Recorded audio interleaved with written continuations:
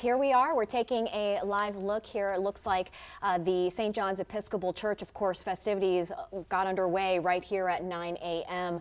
with President-elect Donald Trump along with the Melania Trump for morning prayer service. And this is a tradition that happens. It's apolitical service happening. It's a morning prayer service, 92-year-old tradition. We're seeing people come out. I know that it's typically a short service. It started around a half an hour or so when this began, and you see some people leaving now. Can't really quite make out faces there, but it's a busy day ahead. But it starts with prayer, and that's when we saw earlier. Yes, people are leaving now. Yep. The first couple go into the church not too long ago.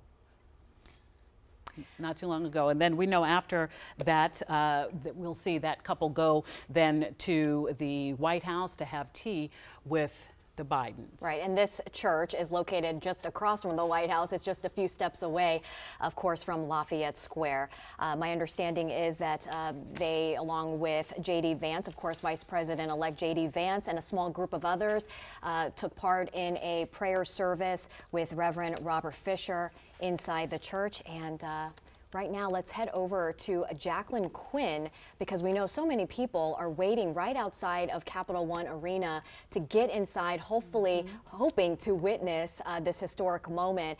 Jacqueline's been out there all morning long. Here's a look inside. Obviously, very, very tight security inside and outside.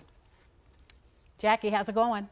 Yeah, so, you know, where we're standing right now, I want to say about like 15 minutes ago, we started noticing that security started tapering people into this area. So the line, it stretches all the way down here.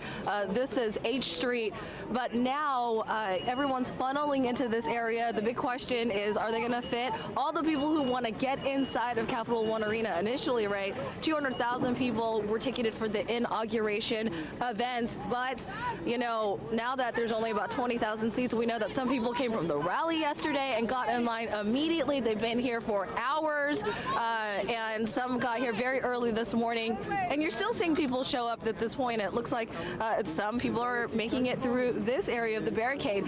Now, this is not only where people are lining up right now, but you're seeing a lot of security. Mario, if you want to pan through here, you can see this is where they're inspecting cars, it looks like. So we're not totally sure the route of the motorcade, but we do know that there's a lot of vehicles and you know, it looks like people that need to come through, guests, and this is one of those areas where people are making that check. Now, security at the top of mind for a lot of people, and I spoke with the Secret Service yesterday and DC police about some of those threats. Let's listen in on what we talked about yesterday. It happens every 4 years. D.C. prepares for the peaceful transfer of power, but this time it comes just weeks after the New Year's Day terror attack in New Orleans. Those type of attacks are always part of our plan. I won't tell you that we didn't take a look at them again and say, hey, can a vehicle get through here and get into our secure perimeter? And I'm super confident that they cannot. This means much of the safety perimeter surrounding the Capitol will stay in place, while U.S. Secret Service Special Agent Matt McCool says the perimeter around the Capital One Arena has expanded. We basically moved it out 3 blocks, essentially. So we'll have 2 layers of anti-scale fencing that you'll see. We'll have hard blocking vehicles and concrete, and then we'll have another block expanded out there. We want to be able to have an opportunity for those visitors who have come to this city to be able to at least see the motorcade as it travels from the White House to the U.S. Capitol. With the swearing in now moved indoors, people will have to catch either the motorcade or somehow get their hands on a ticket for Capital One Arena, which has a max capacity of about 20,000 people.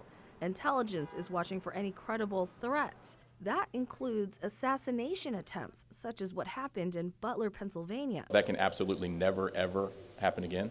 We took a close look at what happened there, and those things that went wrong have been fixed. And so you will not see something like that here at the inauguration. In addition to miles of temporary fencing, there will be several security checkpoints from the Capitol building to the arena. In D.C., I'm Jacqueline Quinn for WUSA 9. Now, this is a live look again of the people who are moving through the fencing here, trying to get into Capital One Arena. We did mention the protesters. So far, no one out here that I can see that are part of a protest group. and things have been pretty smooth out here. Now, I did check in with MPD about 15 minutes ago. So far, they say no arrests or incidents. We're going to be checking back in with them. Also reached out to Secret Service to see if there have been any issues. We're still waiting to hear back from them. For now, we'll send it back to you guys. All right, Jacqueline Quinn are reporting. Interesting that some tickets, you interviewed someone who got a ticket, and they're still concerned about how they're going to get in, and they got that ticket from one of their elected officials. So we'll wait and see. Jacqueline, thank you very much.